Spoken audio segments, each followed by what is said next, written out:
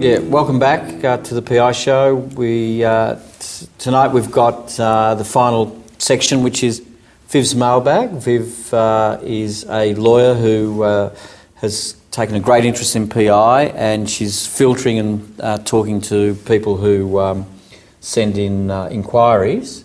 And she's taken over, unfortunately, your spot, Tony. Well, you know, she's better looking than me. So, you know, what can you do? So, I think we've got a number of questions. We do indeed. This week. Excellent. Well, thanks, guys, for writing in. It's always interesting to hear your scenarios. And today we've got a question from Adam. He's from Heathcote, and he writes in, "Hi there, guys. Love your show," which is always nice. "In May last year, I walked out of work suffering from anxiety and depression due to harassment and bullying from my boss. I claimed work cover and it was rejected. I went to conciliation shortly after, and the insurer, my boss, myself and the conciliator agreed on a payout figure. After 2 days, the insurer rejected the claim again. Now I'm seeking legal advice to take the matter to court. Can you help?" Look, it's a bit unclear about what the dispute's ultimately about, because with work cover, if you put a claim in and there's a dispute, there's what's called an alternate dispute resolution, which is conciliation. Yep. It's paid for by the government. The conciliators are independent, and they generally succeed in resolving matters 6 out of 10 cases. Give or take. Yeah. So most cases do resolve, and it sounds as though the parties who are involved did reach some agreement at conciliation. Now, what's happened after that's not quite clear, and usually conciliation does resolve matters and brings them to finality. But Harry, it's a pretty complex scenario, because there's the no-fault benefits, which is probably they've resolved these Weekly payments to date, and medical expenses. And some medical treatment, and possibly some treatment in the future. Right. But the thing is, there might be other entitlements subject to how he progresses in the future. If he becomes... So there might be, ongoing weeklies. Yeah. He might even have, a common law claim. Right. I mean, in recent But times... he's got to take legal advice, and as I say, it's a bit unclear about what happened after conciliation. That is definitely a case where you'd need to consult a lawyer, without fail. Yep. Thanks, guys. We hope that's helped you a little bit, Adam. The next question we have is quite a loaded question. It comes from Mark from Berwick. He's actually writing on behalf of his brother. He's talking about, basically he's looking for advice regarding an injury sustained by his brother, as I said. Essentially, Mark's brother is a right-handed tradesman who broke his wrist during the course of his employment. He subsequently had some time off work, then tried to go back on light duties, but needed further time because his wrist was still problematic. During this time, he was arrested and charged with a crime he didn't commit. That's relevant because during the time of his arrest, his wrist was further aggravated, and at the time of his arrest, he was denied any medical attention at the police station. He was then given minimal medical attention from Corrections Victoria. We can only assume then he was obviously in remand. So essentially his question is, does he have a claim against either Victoria Police or Corrections Victoria? Tony? Viv, it's an incredibly complicated set of facts you've given us there. Yeah, I know, it's quite loaded. We just tried to That's one where surmise you'd it. really want the advice of a lawyer, where you could get some really detailed instructions.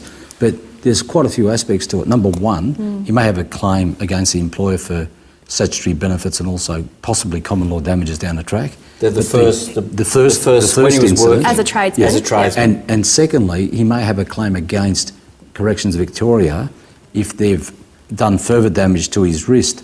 What's significant, and Harry touched upon it when we were chatting about this, is that you have to have x-rays of before and after so that you can try and distinguish the two incidents. From memory, there is some x-rays, but they're still awaiting the final x-ray. And so you'd have medical opinion to say what was caused by the work accident and what was caused by the police incident. And but look, the police incident, if he's got a claim, it would be a claim in negligence, and you'd have to establish, as Tony says, all the surrounding circumstances. There might be resisting arrest, a fall. Yeah, that could complicate it, because they could say that we didn't do anything. He did fall, but he was resisting arrest. So the police may have a defence in terms of the cause of the damage. May not be negligent circumstances. And what was their knowledge of the pre-existing damage? That could be important. Well, presumably they wouldn't have any knowledge. And then minimal treatment, there's a failure to diagnose or a failure to treat, and whether it was reasonable You know, if he was screaming at the top of his voice, I'm in pain, and they just ignored it, then That raises that interesting raises issues. some questions. But again, the facts and statements by, you know, were there any witnesses about the arrest by the police and the fall? That's another That issue. is definitely a matter that requires Legal careful assistance. consideration. Yeah, and absolutely, Consulting because- a lawyer is absolutely paramount, I would have thought. Because if he hasn't taken legal action, particularly in the first instance, then that's going to be difficult to separate the two injuries, is that right? And Yeah. mind you, Yeah. wrist injuries can be pretty notorious. I mean, you know, you've got cartilage and all sorts of things there, so and it could degenerate. It's important he sees a lawyer. All right. Yeah. So, Mark, tell your brother to consult with a lawyer at this point. Thanks so much for your question. We have a final question today. It's from Andrew. He wrote it to us in December of last year.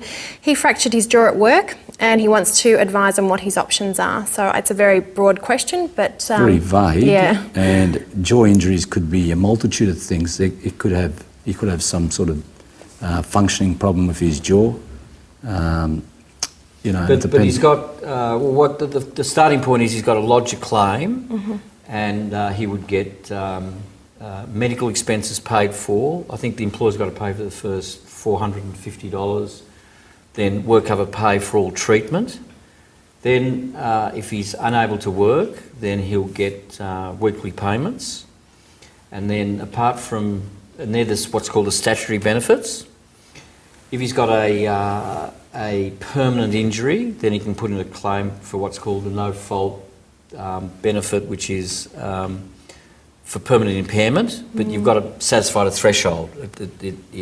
And It's Harry- got to get over the Complicated, threshold. There's jaw injuries and there's jaw injuries. You might have a temporomandibular joint problem, which could be long-lasting. And then yeah. finally, it might be that the fractured jaw arose in negligent circumstances. The employer might be to blame in some shape or form. And what Tony's getting at is might have ultimately a common law claim for pain and suffering and loss of enjoyment of life. You'd think he'd be able to get back to work in some shape. You'd think so. Depending on what he But- does, we just don't know what But he you does. don't know. You don't know the He's extent an of air it. You traffic don't know how much controller and he damage needs to there move is. his jaw, then that would Yeah, be quite teacher, difficult. yeah, Or a teacher. a teacher. Or it could be a model, you know. So once again, get some advice. Yeah, Yeah, okay. so get some advice, but you know, work covers a complicated system, and there are many hurdles you've got to go through to get a successful claim. Right, thanks very much, guys. Thank you, Viv. Thanks, Harry? Viv, for that, and keep the questions coming in. They're fascinating questions. All the scenarios are great, and thanks for watching. We'll be back next week. Thanks, viewers. Thank you. Thank you.